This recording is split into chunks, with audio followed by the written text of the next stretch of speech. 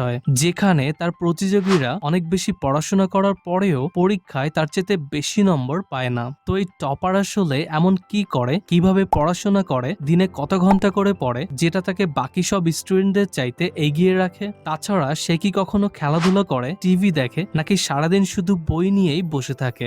যদি আমরা একটু লক্ষ্য করি তবে বুঝতে পারবো বেশি বেশি পড়ার কারণে যে সে টপ করছে এমনটাও কিন্তু নয়। কারণ ক্লাসে এমনও কিছু স্টুডেন্ট থাকে যারা তার চাইতেও অনেক বেশি সময় ধরে প্রতিদিন স্টাডি করে। অপরদিকে এই টপার স্টুডেন্টটি সারাদিনই আনন্দে থাকে, বন্ধুদের সাথে সময় কাটায়, খেলাধুলো করে, টিভি দেখে, আর এত কিছু করার পরেও সেই প্রতিবার ক্লাসে টপার হয়। কিন্তু সেটা কিভাবে?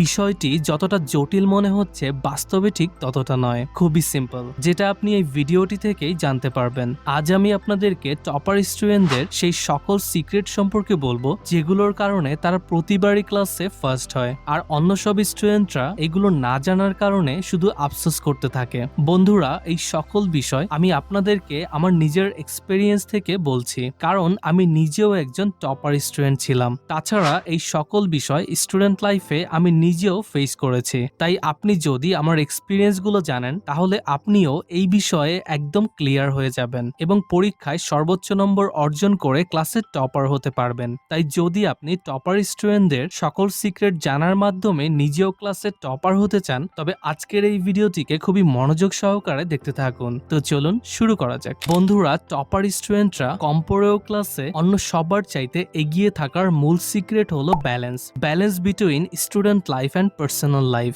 আসলে টপার স্টুডেন্টরা তাদের লাইফকে এমনভাবে ব্যালেন্স রাখে, তারা যখন পড়াশোনা করে তখন তাদের মন শুধুমাত্র পড়ার দিকেই থাকে। অর্থাৎ পড়ার টেবিলে তারা কখনোই মোবাইল ফোন নিয়ে বসে না, কিংবা পড়তে বসে পড়ার টপিক ছাড়া অন্য কোনো বিষয়ে চিন্তাও করে না। অপরদিকে তারা যখন ঘুরতে যায়, বন্ধুদের সাথে সময় কাটায়, তখন তাদের মন সেখানেই থাকে। এটাকে আমরা প্রেজেন্ট মোমেন্টে থাকাও বলতে পারি। টপাররা সর্বদা প্রেজেন্ট মোমেন্টেই বাঁচে, অর্থাৎ তারা যখন যে কাজ করে সেটাকেই তখন 100% ফোকাসের সাথে করে, ফলে সেই কাজের আউটকাম অর্থাৎ রেজাল্টও 100% আসে। আর যেটা স্বাভাবিক, কিন্তু আমরা কি এটা করি? একদমই না। আমাদের মধ্যে বেশিরভাগ স্টুডেন্ট যখন পড়তে বসি তখন আমাদের মাথায় অপ্রয়োজনীয় হাজারটা চিন্তা ঘুরতে থাকে, যেমন বন্ধুরা কে কি বলেছে, কোথায় ট্যুর দেওয়া যায়, কোন খাবারটা খেতে ইচ্ছা করছে, তার সাথে মোবাইল ফোন তো আছেই। আমরা 30 মিনিট পড়াশোনা করলে রিল্যাক্সের নামে 3 ঘন্টা মোবাইলে সময় নষ্ট করি। তবে আমরা কিন্তু এটা ইচ্ছা করে করি না। আমরা ভাবি একটু ফ্রেশ ফিল করার জন্য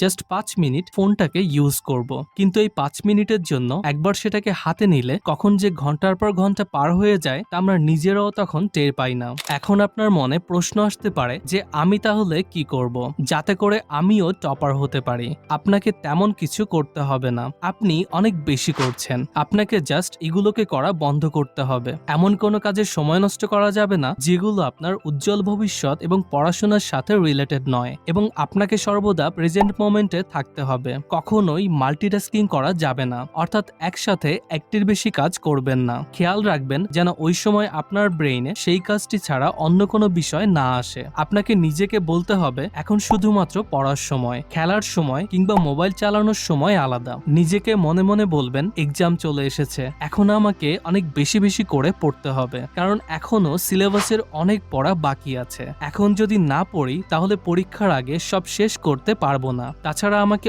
অবশ্যই একটা ভালো রেজাল্ট অর্জন করে ক্লাসের টপার হবার পাশাপাশি বাবা মায়ের মুখ উজ্জ্বল করতে হবে, তাদের মুখে হাসি ফোটাতে হবে, আত্মীয় স্বজন বন্ধুদের কাছে নিজের সম্মান বাড়াতে হবে। নিজেকে বলুন যদি রেজাল্ট ভালো না হয় তাহলে আমি কি করব, কোথায় যাব, কিভাবে সবাইকে এই রেজাল্টের কথা বলবো, বাবা মায়ের প্রশ্নের কি উত্তর দেব। দেখবেন আপনার নিজের ভিতর থেকে উত্তর আসবে যে আমাকে পড়তে হবে। এরপর আপনি সম্পূর্ণ ফোকাসের সাথে যা যা পড়বেন সেগুলো আপনার ব্রেইনে পার্মানেন্টলি সেভ হয়ে যাবে, যেগুলো আপনি চাইলেও আর ভুলতে পারবেন না। ফলে আপনার সামনে বইয়ের যে চ্যাপ্টার থেকে পরীক্ষায় প্রশ্ন আসুক না কেন সবই আপনার কাছে সহজ মনে হবে, ফলে আপনার রেজাল্টও তখন অটোমেটিক্যালি ভালো হবে। অনেক সময় আমরা নিজেকে টপারদের চাইতে অনেক বেশি ছোট মনে করি, কিন্তু মনে রাখবেন আপনি তার চাইতে কোনো অংশেই কম নন। নিয়মিত মনোযোগ দিয়ে পড়াশোনা করলে আপনাকেও ক্লাসের টপার হওয়া থেকে কেউই আটকাতে পারবে না। আপনি এতদিন অন্ধকারে ছিলেন, এখন সময় এসেছে আপনার রিয়েল পাওয়ার দেখানোর। তাই